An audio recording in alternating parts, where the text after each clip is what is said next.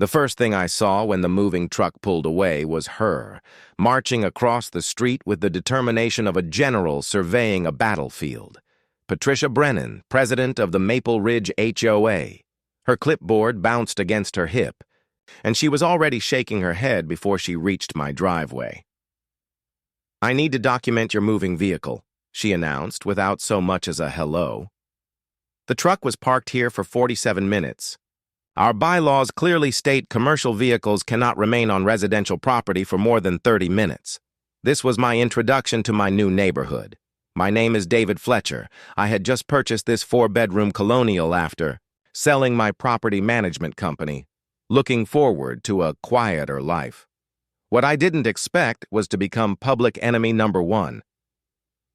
The first official violation notice arrived the next morning, taped to my door in a bright orange envelope. "Improper placement of trash receptacles," it read, with a $50 fine. I had placed my bins at the curb 12 hours before the approved window. She had helpfully included time-stamped photos she had taken at 11 p.m. the previous night. By the end of my first week, I had accumulated $300 in fines and received a letter about the unauthorized shade of white on my garage door trim. Patricia had actually brought paint swatches to my house while I was at work, holding them up to my trim and photographing each comparison. The HOA meetings were held in a converted retail space in the small shopping plaza at the neighborhood entrance. I decided to attend to address these ridiculous fines. Patricia sat at the head of a folding table, flanked by 2 vice presidents who nodded at everything she said like synchronized bobbleheads. When I raised my hand, she pretended not to see me for 5 full minutes. "Mr. Fletcher," she finally said with obvious disdain, "you have not been a resident long enough to qualify for speaking privileges. You need to demonstrate 90 days of compliance before earning that right." The other residents shifted uncomfortably, but no one spoke up. I could see the fear in their eyes. What Patricia didn't know was that I had spent the last 15 years in commercial real estate. I owned several properties, including a small portfolio of retail spaces I had kept as passive income. While organizing my files that weekend, I made a discovery that made me laugh out loud. The lease agreement for Suite B in the Maple Ridge Shopping Center was right there in my filing cabinet. The tenant was the Maple Ridge Homeowners Association, and they had been renting the space from my company for the past 8 years. Their lease was up for renewal in exactly 60 days.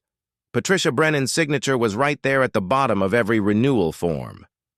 I spent the next week documenting every single harassment tactic Patricia employed. She had her husband drive by my house 6 times a day taking photos. She measured my lawn with an actual ruler.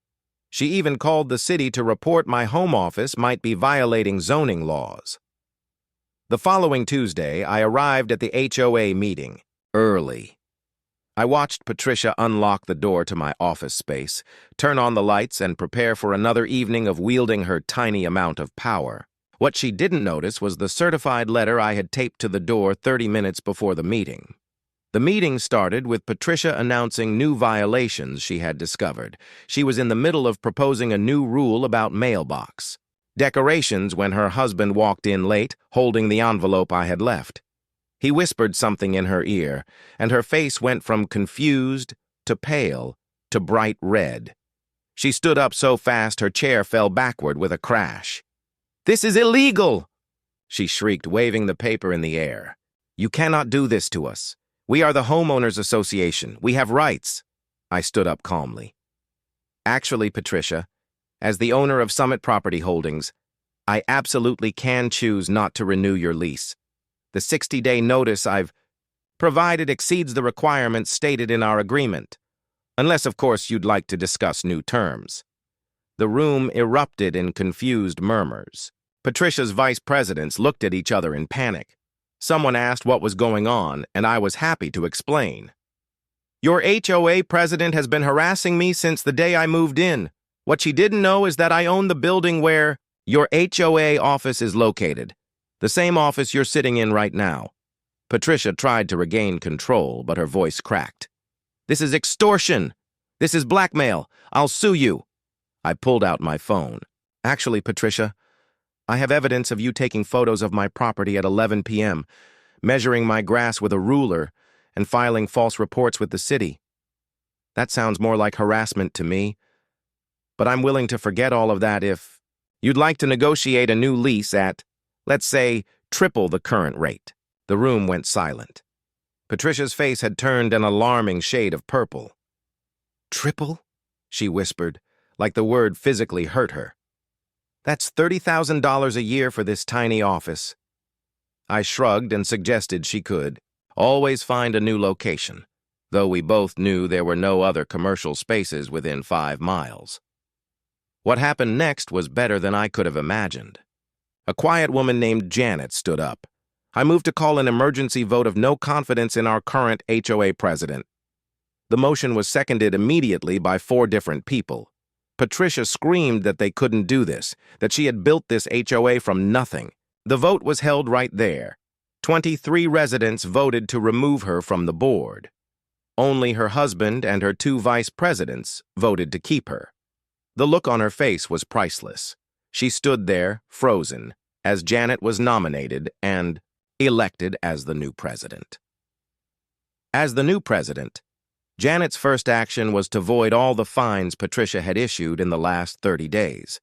My $300 in fines were dismissed, along with dozens of other bogus violations. Then, Janet turned to me and asked if I would consider keeping the current lease terms.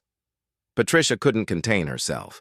She grabbed the clipboard she had used to terrorize the neighborhood and threw it across the room. "You're all going to regret this," she screamed. "I know things about all of you. I have documented everything." That's when I revealed the final piece of information. "Patricia," I said calmly, "you should know that using HOA resources for personal vendettas is a breach of fiduciary duty. Board members who do that can be held personally liable for damages. I've already forwarded my documentation to an attorney who specializes in HOA law." Her face went from purple to white in an instant. She knew exactly what that meant. The attorney I had consulted estimated the potential fines and legal costs could easily reach $50,000 or more. She stumbled backward, knocking over a stack of violation notices. The room watched in stunned silence as the terror of Maple Ridge crumbled before their eyes. She mumbled something about needing her lawyer and stumbled toward the door. 3 weeks later, Patricia was served with a lawsuit from 7 different homeowners for harassment. The legal fees alone would cost her $35,000, and the judge ordered her to pay an additional $40,000 in damages. She stood in the courtroom as the judgment was read, her hands trembling, her face a mask of complete and total defeat.